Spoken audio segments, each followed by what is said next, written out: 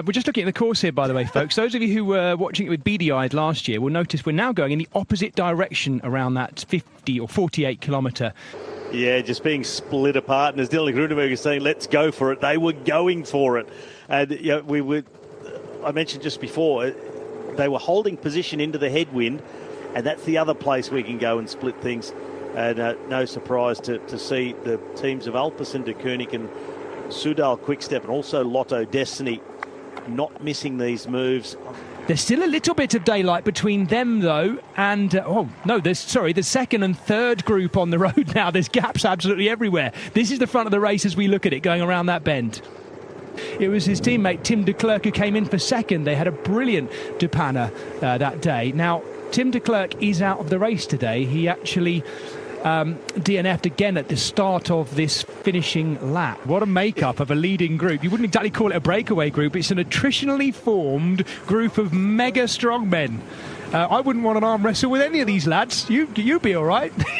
As we look at Fabio Jakobsen, Dylan Groenewegen, Juan Sebastian Molano and Jasper Philipsen. There you go, a leading group, a breakaway of some of the world's very fastest riders. Just been riding on the front. You're not going to pick him as your winner, are you? Caught out. Yeah. No, but he's just been caught out. And that's what I was just saying. It wasn't the best use of resources. He's just done a couple of big turns, but for what? And now there's been acceleration. Yep. He's shot out the back and he can't do anything meaningful for Milano. So it wasn't a good choice. Yves Lampaert, he just wants to... I think they've said, let's see what the rest are going to do. Let's wind things up a bit. But Philipsen... Yeah. He's gone quiet over the last few cars. I think he's been saving his legs until this part of the race. Yeah, Fred Frisson, I think, is the next rider who's going to try and rip across that gap. Arnaud Démare is stuck on the front of that and starting to look over his shoulder, looking for a bit of help as well. And none of them jumped with Frisson. He just rode past them. They looked at him. He's rolling, he's rocking a massive gear. He's made it. Gosh. Yeah, great move. Really good move by Frisson. Strong. Yeah. And I used the word earlier about Olaf Koy, astute. He's very clever. He's made the right moves. And to follow a guy like Yves Lampaert, because you know his mentality is just ride as hard as you can, make something happen, and he's done it. But he's not got himself in a good situation being up there with Jasper Philipsen and Olaf Koy, two guys who are going to street him in a sprint. I don't think who he was working with there as well. Stian Friedheim as well. So some of the solo operators in that second group. None of the Soudal Quickstep riders will chase because Yves Lampaert is there as well. Perfect opportunity for them. But it didn't look lined out. It didn't look like the pressure was really on. They weren't massive turns of pace doing the chase. And now it is. So they've been told, rectify the situation. We've got ourselves behind the 8 ball. And for mine, it's Yves Lampaert who's caused it. No, they absolutely wouldn't, because they're saying, well, you got yourselves in this mess, you get yourselves out of it. And it's Jonas Rickard, the man from Alpecin de Koning, just sitting there saying, well, what do you expect of me? I got Philipsen up the front. I'm not going to contribute. I mean, I'm sitting here, but if you want to chase it down, you chase it. I'll sit in your wheel.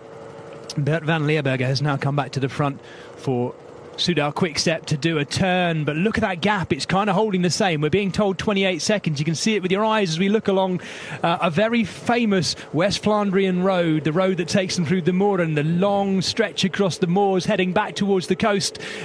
And Davide Ballerini, the tongue's out. I don't know what Ballerini's got left, actually. Groenewegen's going too. And Milano and dearie me. And Van Leerberg, there's a couple of huge turns as well, trying to bring Fabio Jakobsen back to the front of the race. Groenewegen's gone again. We've just not seen him have to make any big efforts at all today. It's been a brilliant ride by the Jumbo-Visma man. And on which side of the road do I go? What exactly is he waiting for to choose his moment? With just 18 seconds still the gap with 2.5k to go. Inside the final kilometre, one of them has to attack, and it has to be Yves Lampaert from this situation. He, as you say, Robbie, has pushed this with Jasper Philipsen today, and he's put his team in this situation, but it's going to be Frisson who goes first. Frederic Frisson, the Lotto Destiny rider, who goes first, but it's not a massive attack. It's not quite snappy enough, and he knows it. Immediately shut down by Jasper Philipsen. Fred Frisson has already attacked once. Now he knows he's going to have to lead out. 200 metres to go. Fred Frisson opens up on the outside. Now Yves Lampaert goes. You were right, you know, Robbie. He wasn't waiting either. He was going to save it for the sprint. What has Jasper Philipsen got left? What has Olaf Koy got left coming off the wheel in the yellow? Can Koy do it right on the line? Jasper Philipsen has taken the win. He's done so much in this race, but he's made it count come the finale at Brugge de Panne. Well, what a fantastic win for Jasper Philipsen. I was thinking from the moment we came on air, Robbie, that he might be doing too much. Let's watch the sprint from behind. And it is going to be Fabio Jakobsen, clearly the European champion, taking the sprint from behind for 5th place.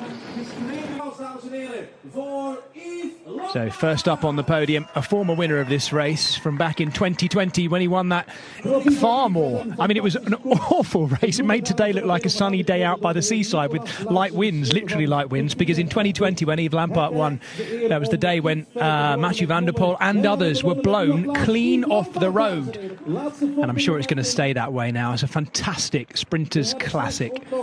And once again, Yves Lampaert showing that West Hook and West Flanders, these roads suit him well.